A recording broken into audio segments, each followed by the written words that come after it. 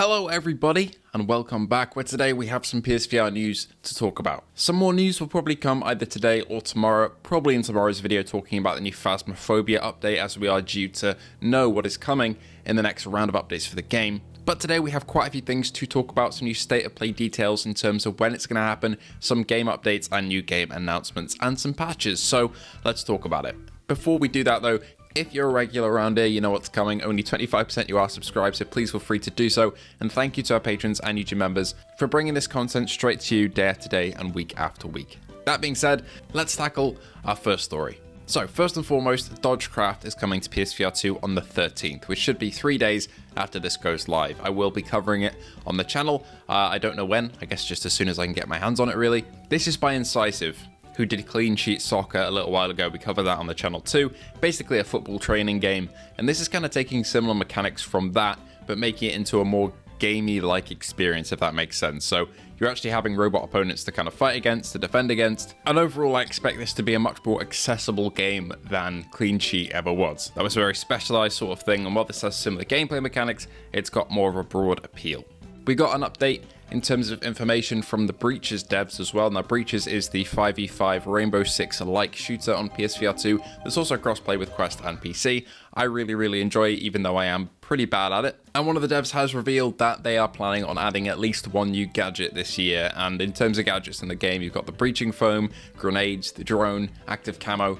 All of these are very integral parts of the game, and I don't think we've really had one being added to the game for a very long time, so I'm interested to see what they add to the game. I'm also assuming that they'll be adding new maps as the year goes on. Breaches gets a lot of support and has a very dedicated player base, so I'm sure they will appreciate this change. Both PSVR2 games, Vacation Simulator and Cosmonius High, made by the Job Simulator devs, I have a lot of respect for these guys. Job Simulator was played very much on my old PSVR 1, and I have played a bit on PSVR 2, but again, it's one of those games that is great to show off to new people, and great for kids as well, but at this point in time, not really for me. But both Vacation Sim and Cosmonius have dropped in price to £15.99, at least in the UK, and that is a permanent price drop. That is down forever now, so say if you got kids who want to pick up the game, it'll be a fair bit cheaper for them to do so. Walkabout Mini Golf also got a mini mode and a low gravity mode for specific maps. Now, I'll actually be covering this in a video probably in like a day or two, because I actually got to play around with the ProTube Golf accessory as well for the PSVR 2, which is really cool. But that'll be coming out in the next couple of days whenever I really get time to edit that and put that out in the middle of the rest of the stuff going on.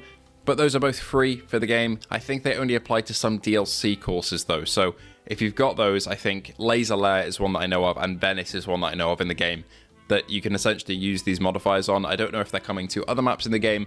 I'm assuming they will at some point. But essentially, mini mode makes it so that you're very small and the courses seem a lot larger. And low gravity is exactly what it says on the tin. Both are very fun and will add a bit of replay value to the courses that you've already played. ColdVR has also come out on Steam. Now, I've been playing it a little bit on Steam, on my PSVR 2 plugged into my PC, and I have been enjoying it. I've not played too much because I don't want to really spoil it all for myself, because it is coming to PSVR 2, but impressions are live all over the internet. For me personally, I've enjoyed it. Some parts of the game feel a little bit janky in terms of presentation, but the actual gameplay is a lot of fun. This is essentially like a super hot style game, but time moves when you move. So instead of holding still to freeze time, you move to freeze time, and when you stop, time carries on. It's like super hot in reverse. The latest round of Subside patches is here as well. Subside is the underwater exploration game that runs native on the headset and is one of the best looking games on the headset. Some people have had since launch some issues with trophies not working. Now, they have basically patched this up in the new update. If you've been stuck on the trophy that needs you to get 100 coins, that should now be sorted. And if you missed the update before this one, it essentially added optional haptics for every time you swim, which does drain your controller batteries a lot faster, but is a bit more immersive. But that is the latest patch for Subside. If you haven't played Subside yet, please go and do so. It's fantastic. We got the latest on State of Play rumours as well. Nothing to do with PSVR 2 games, unfortunately, but if I had to guess, maybe an update on Aces of Thunder and Hitman. I'd love to see something new though, but we'll see. And then of course we have the PSVR 2 anniversary coming up soon, so we'll see what that holds. But we have got some more details about when the State of Play could take place.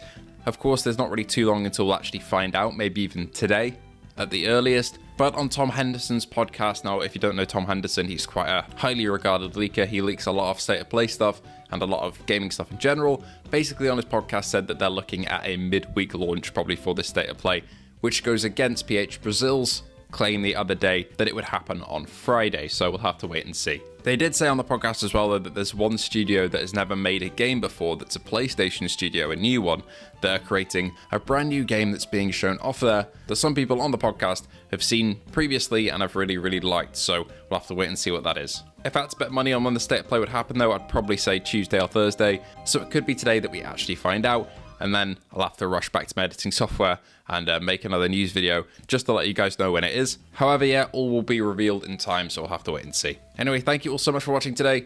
Are you looking forward to Dodgecraft? Are you looking forward to ColdVR? Please do let me know. Thank you all so much for watching once again, and I'll see you all in the next one.